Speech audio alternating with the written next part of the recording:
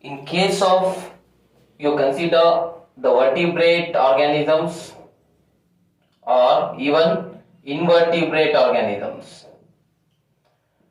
Most of these organisms are formed of 4 principal tissues. So these 4 principal or the important tissues are, firstly, we have the epithelial tissues, followed by the second we have connective tissues, to go with muscular tissues and nervous tissues. So these 4 types of tissues, dear students, can be found in most of these vertebrate as well as invertebrate organisms. They are considered as the principal tissues. Alright.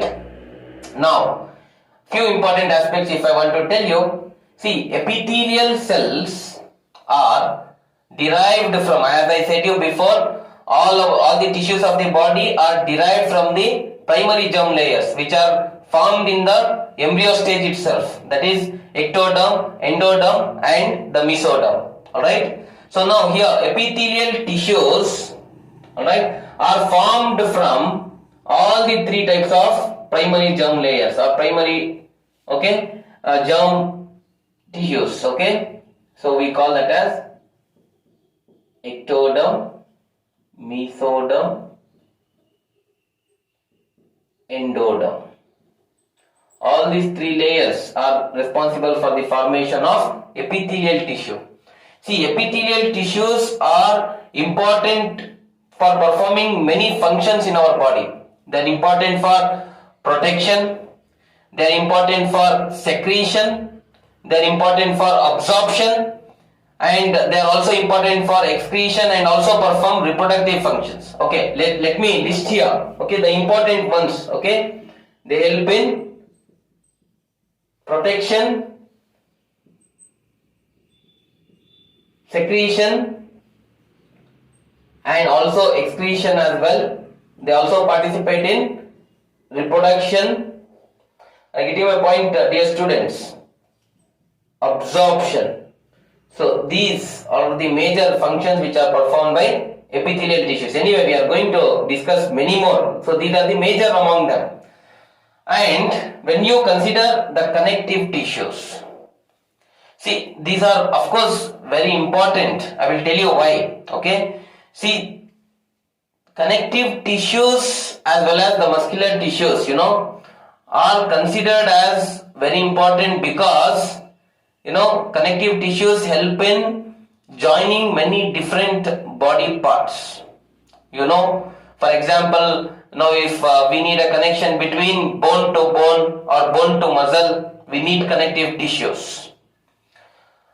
And let me tell you that, the muscular tissues are important for the movement of the body parts. Movement of the body parts is muscular tissues.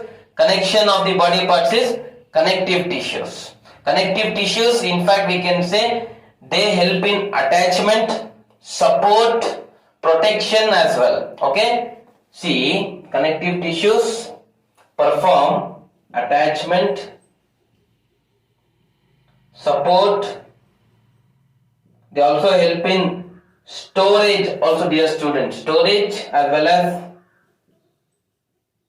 protection, okay, transport of various nutrients in the body. Okay. So anyway, so these are some of the important functions of connective tissues. Muscular tissues, as I said you, they help in movement of the body parts and they also help in locomotion.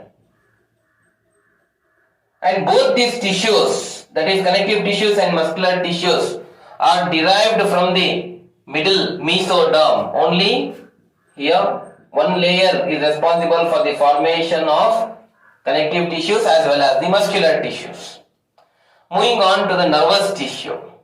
See, nervous tissue, okay, let me tell you first from what type of germ layer it is formed of. Okay, so that is outer ectoderm. This is the only layer which helps in the formation of Nervous tissue. Nervous tissue, as we all know, it helps in control and coordination.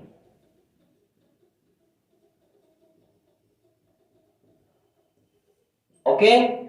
Control and coordination of our body through conduction of impulses. Alright?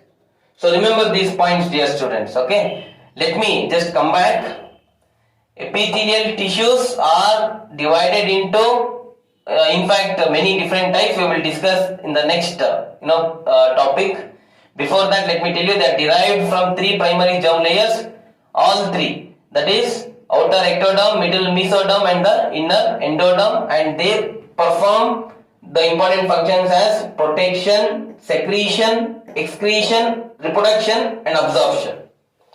Connective tissues and muscular tissues both are formed from the middle mesoderm, that is the primary germ layer, and connective tissue is important for attachment, support, storage, protection and transport in our body. Muscular tissue is important for movement and locomotion in our body. Moving ahead, nervous tissue, it is derived from only one outer ectoderm, and it helps in controlling and coordinating, alright, all the body functions, okay, through the conduction of impulses. Alright, dear students. So this is some of the important principal tissues, alright, which can be seen in almost all the vertebrates and the invertebrates. In fact, studying of them, these and their structures and also their functions, alright, becomes highly essential, which we are going to do in the coming topics.